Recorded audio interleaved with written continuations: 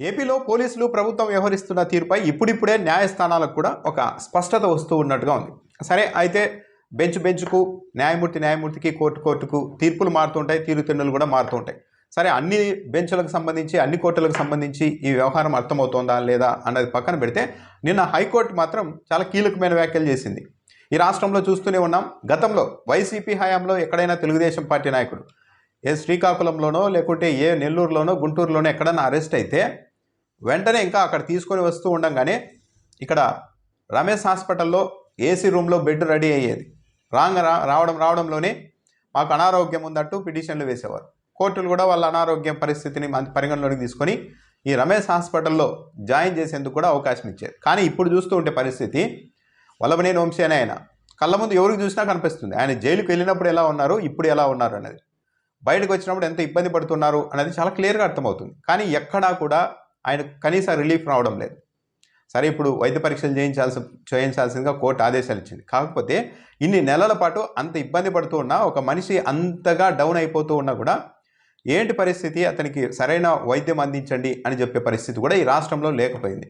అంటే ఒక విధంగా కోర్టులు వేయాల్సిన శిక్షల్ని చాలా తక్కువ కాలంలోనే ఎక్కువ కఠినమైన పరిస్థితులు సృష్టించి ప్రభుత్వం, పోలీసులే రిమాండ్ ఖైదీల రూపంలోనే మొత్తం శిక్షణ అంతా అనుభవించేలా చేస్తూ ఉన్నారు అన్నది వల్లభనేని వంశీ ఆయన ఇబ్బంది పడుతున్న తీరు, ఆయన శరీరం ఎలా అయిపోయింది అన్న దాన్ని బట్టి చాలా క్లియర్గా అర్థమవుతుంది. అయితే నిన్న పిఎస్ఆర్ ఆంజనేయులకు సంబంధించి బెయిల్ పిటిషన్ హైకోర్టు ముందుకు వచ్చింది. ఈ సందర్భంగా కూడా ప్రభుత్వ తరఫు న్యాయవాదులు చాలా గట్టిగా వ్యతిరేకించారు, ఆయనకు బెయిల్ ఇవ్వడానికి వీలు లేదని. పిఎస్ఆర్ ఆంజనేయులు పోలీసు ఉన్నతాధికారి, ఆయన బయట ఉంటే మొత్తం ఈ కేసును ప్రభావితం చేస్తారు, సాక్షుల్ని ప్రభావితం చేస్తారు, ఇదివరకు చేశారు. కాబట్టి ఎట్టి పరిస్థితుల్లోనూ ఆయన్ని బయటికి విడుదల చేయడానికి వీలు లేదని ప్రభుత్వ తరఫున న్యాయవాది చాలా తీవ్రమైన స్వరంతో వాదనలు వినిపించారు. దాంతోపాటు ముంబై నటి కాదంబరి నత్వాని పైన వీళ్ళు పెట్టింది తప్పుడు కేసే అంటూ న్యాయవాది వాదించే ప్రయత్నం చేశారు. ఈ సమయంలోనే న్యాయమూర్తి జోక్యం చేసుకొని ఒక కీలకమైన అంశాన్ని తెరపైకి తెచ్చారు. అసలు ఇది తప్పుడు కేసా కాదా అన్నది, అంటే కాదంబరి నత్వాని మీద పెట్టిన కేసు తప్పుడు కేసా సరైన కేసా అన్నది నిర్ణయించాల్సింది ఎవరు అని న్యాయమూర్తి ప్రశ్నించారు. పోలీసులు కేవలం దర్యాప్తు చేసి ఛార్జ్షీట్ వేయాలి, అది తప్పుడు కేసా సరైన కేసా కాదా అన్నది తేల్చాల్సింది న్యాయస్థానాలు తేలుస్తాయి. మీరే తప్పుడు కేసు అని ఎలా చెప్తూ ఉన్నారు? అసలు ఒక నిందితురాలు వచ్చేసి, ఒక కేసులో నిందితురాలుగా ఉన్న ఆమె వచ్చేసి నా మీద పోలీసులు తప్పుడు కేసులు పెట్టారు అనగానే పోలీసులు వెంటనే పోలీసు ఉన్నతాధికారులపైన కూడా తప్పుడు కేసులు పెడుతూ వెళ్తే ఇది ఎంతవరకు వెళ్తుంది, దీనికంటూ ఒక అంతం ఉంటుందా అని కూడా న్యాయమూర్తి ప్రశ్నించారు. ఇది ఒక ప్రమాదకరమైన పరిణామంగా పరిగణిస్తుంది.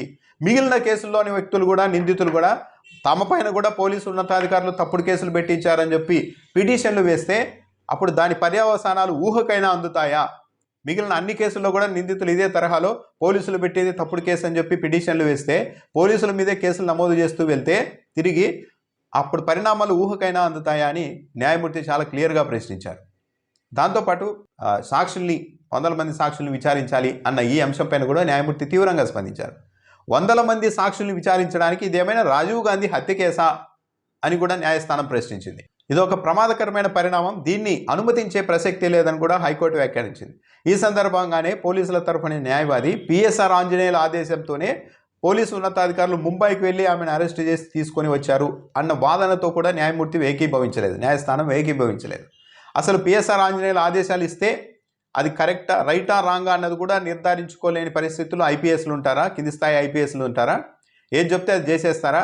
వాళ్ళకంటూ సొంతంగా నిర్ణయాలు తీసుకుని ఆలోచించే పరిస్థితి ఉండదా అని కూడా న్యాయమూర్తి ప్రశ్నించారు. సో ఈయనకు బెయిల్ ఇవ్వడానికైతే దాదాపు న్యాయస్థానం కాస్త సానుకూలత వ్యక్తం చేసినట్టుగా కనిపించింది. అయితే ఈయనకు బెయిల్ ఇస్తే బయటకు వచ్చి సాక్షుల్ని ప్రభావితం చేస్తారు అన్న వాదనను పోలీసుల తరఫు న్యాయవాది చాలా గట్టిగా వినిపించడంతో హైకోర్టు అలాంటి పరిస్థితి రాకుండా చాలా కఠినమైన ఆంక్షలతో బెయిల్ ఇద్దాం అని కూడా ప్రతిపాదించింది. దీనిపైన పూర్తి స్థాయి వివరాలతో ఉత్తర్వులు కూడా తాము ఇస్తామని హైకోర్టు స్పష్టం చేసింది. సో పిఎస్ఆర్ ఆంజనేయులకు ఈ కేసులో బెయిల్ వచ్చే అవకాశాలు కనపడుతూ ఉన్నాయి. మరి తదుపరి ఏం పరిణామాలు జరుగుతాయో చూడాలి. అయితే ఒకటి మాత్రం నిజం, ఎవరు అవునన్నా కాదన్నా న్యాయస్థానాలు కూడా పరిస్థితులు చూస్తూ ఉంటారు, న్యాయమూర్తులు కూడా ఏం జరుగుతోంది రాష్ట్రంలో అన్నది చూస్తూ ఉంటారు. కాకపోతే ఒకటైతే జరుగుతోంది, కోర్టులు విచారించి వేయాల్సిన శిక్షలను అయితే రిమాండ్లో ఉన్న సమయంలోనే కఠినమైన పరిస్థితులు, వాళ్ళకు పూర్తి అసౌకర్యం, హెల్త్ ఇష్యూస్ వస్తున్నా వాటిని సాల్వ్ చేయకుండా ఇలాంటి ఒక పరిస్థితిని సృష్టించడం ద్వారా మొత్తం టెర్రరైజ్ చేయాలి, మొత్తం అందరినీ ప్యానిక్ చేయాలి, తమ ప్రత్యర్థి రాజకీయ పార్టీ నాయకుల్లో ఒక భయాన్ని సృష్టించాలి అన్న విధంగానే ప్రభుత్వం ముందుకు వెళ్తోంది. అందుకు పోలీసులు కూడా సహకరిస్తూ ఉన్నారు. గతంలో అరెస్ట్ అయితే చిన్న అనారోగ్య సమస్య ఉంది అనగానే ప్రైవేట్ హాస్పిటల్లో వైద్యానికి అనుమతించే పరిస్థితులు ఉన్న ఈ రాష్ట్రంలో ఇప్పుడు మాత్రం ఒక వ్యక్తి పూర్తిగా అనారోగ్యంతో కళ్ళ ముందే కనిపిస్తూ ఉన్నా కూడా ఇప్పటికీ కూడా ఏ స్థాయిలో వైద్యం అందించాలి అని ఒక కఠినమైన నిర్ణయాన్ని, ఒక స్పష్టమైన ఆదేశాన్ని కూడా ఇవ్వలేని స్థితిలో ఈరోజు వ్యవస్థలు ఉన్నాయి.